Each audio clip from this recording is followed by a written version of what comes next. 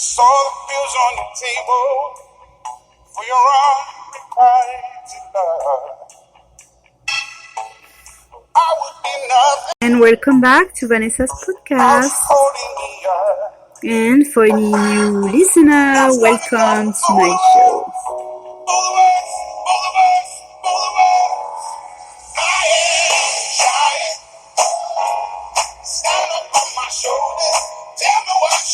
Gotta say, this is my song of the year. I just love the song. It's great for workouts, just walking or just trying to be fit.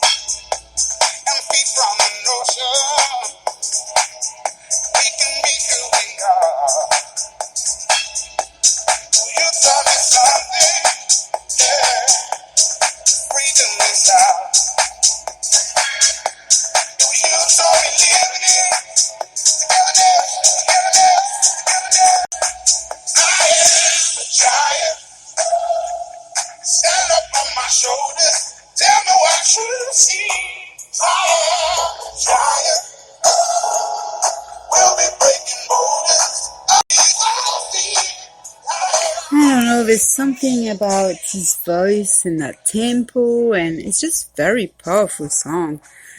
And I just love it anyway. And there's another singer. His name is George Ezra, and he sings Shotgun and Budapest. And I love his songs too. Wonderful rhythm and tempo. And these days I'm more into piano, so I don't know if anybody likes piano music. So back to Chopin, Mozart, all the old classics, and the new style added with added sounds in between, and it's just very relaxing for the mind. It's relaxing when you're sing, when you're trying to concentrate or reading. If you have an analytic mind like mine, or you have ADHD, or you children or you teens have problem with concentration, try it, you see.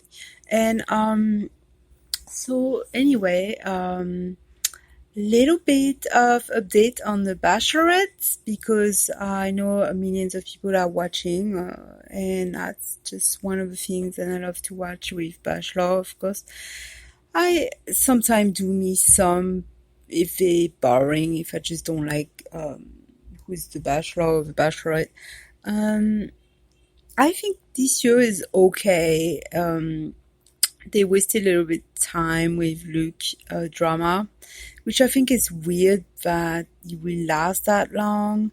It almost feels like they didn't have anywhere to go on. They could not build any more drama anywhere somehow. Then they just hold on to him. But I think they also didn't have much choice, because she wanted him to stay so bad. And I think she got caught in his lie, basically. I think she truly, profoundly wanted to believe, and he was a good guy with a wonderful heart, which maybe he does have a kind heart inside, but he seems to be so insecure and so not in touch or not in tune with himself.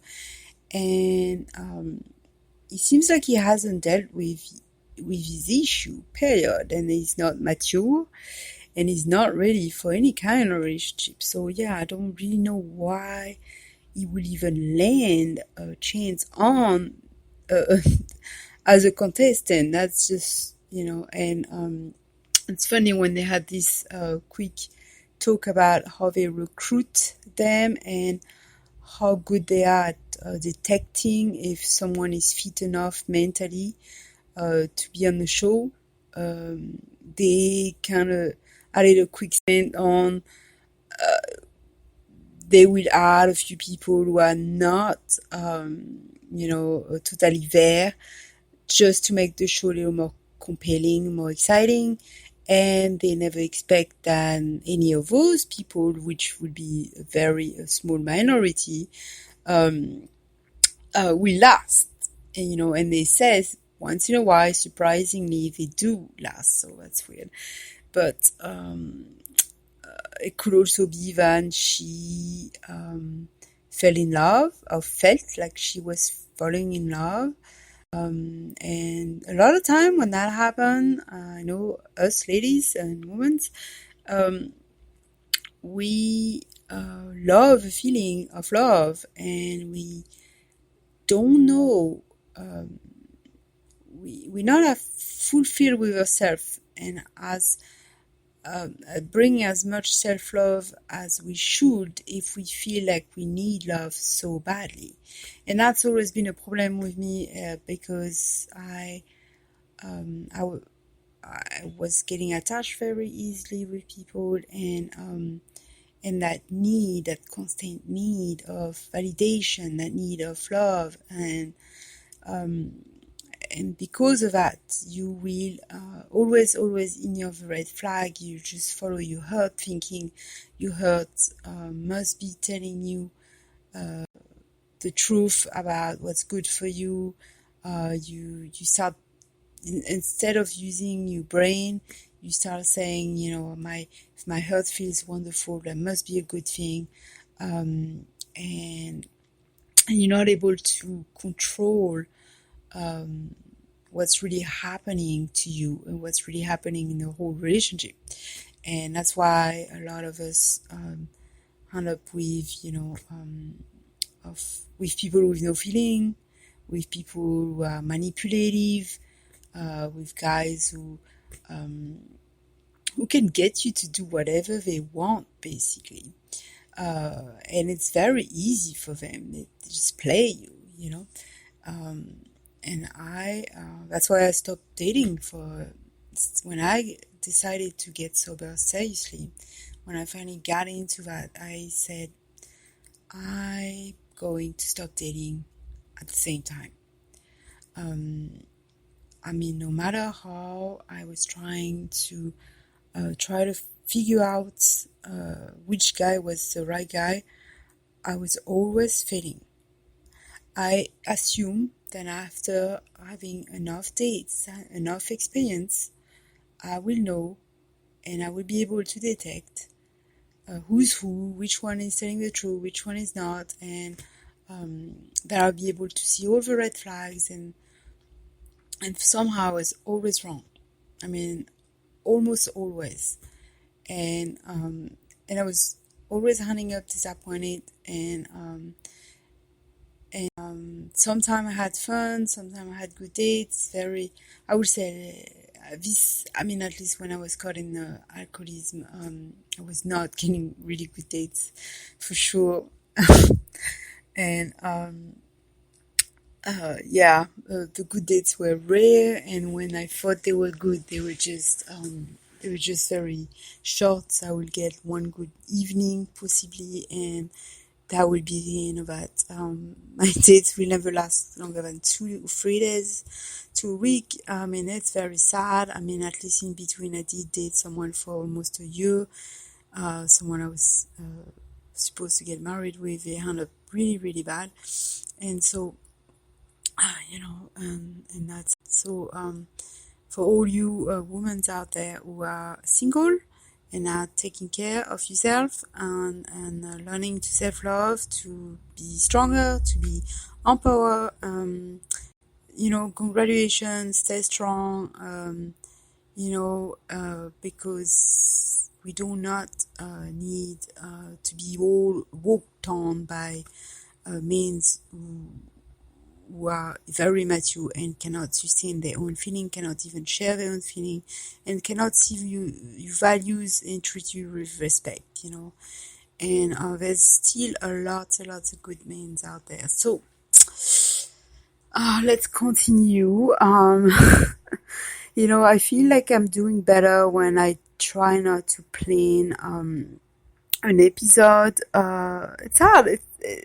It's hard when sometimes you get too excited into creating something and you start planning your head. And when you do that, you end up failing. You have to have a little bit of structure, of course, if you're new to the podcasting world, but it's usually better, deliver better when you just, for me, when I'm spontaneous, when I'm true to my word, when I'm being real, and when I talk about something that I actually care and I want to talk about, and I don't focus on the outcome either. Anyway, so I wanted to talk about that phenomena, obsession on recording everything, everywhere. For the people who just feel the need to record absolutely almost everything. And I'm talking about class, like a cooking class, to a gardening class, to someone is going to play soccer, or somebody's, indoor, outdoor playing sports, or just playing out with children's, or playing with your kids, and just having that need that everything needs to be recorded at all time. Let's say you're building an album with somebody, a photo album, or you're doing crafts, or you're going to anyway, festival, an event, a concert, and you feel like everything needs to be recorded, even if it's at the cost of invading somebody else's privacy. I remember listening to some businessmen who were talking about how they were having before all the technology was there like it is today, they were having meetings, private meetings, in either inside closed door, or in a big room, or in a meeting room, or in a conference room, and it was usually kept private between members and workers, employees, and whatever they would exchange or say would be in that room with the people they trust, and you would think that it was a way to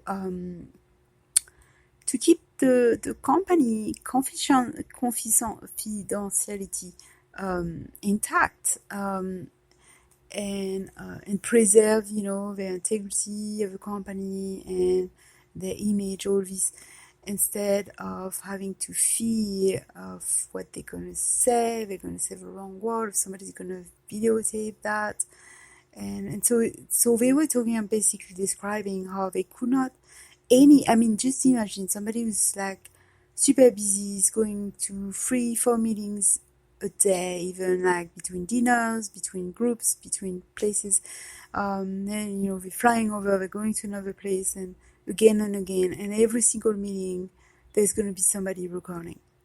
And for someone, let's say, who's done that for 20 years, it must be really, really weird and really invading too. I would think, like, you spend your whole life going through those meetings with your friends, with your comrades, and with your how do you call this, your colleagues, from work, and then one day, everything changed, and there's people who are much younger and really think then it's okay to just start recording everything, and there's not really any pressure on making them stop. Like, there's not real law saying you cannot videotape. let's say it's if somebody outside, like it's a housekeeper, somebody standing by the door, or just you know,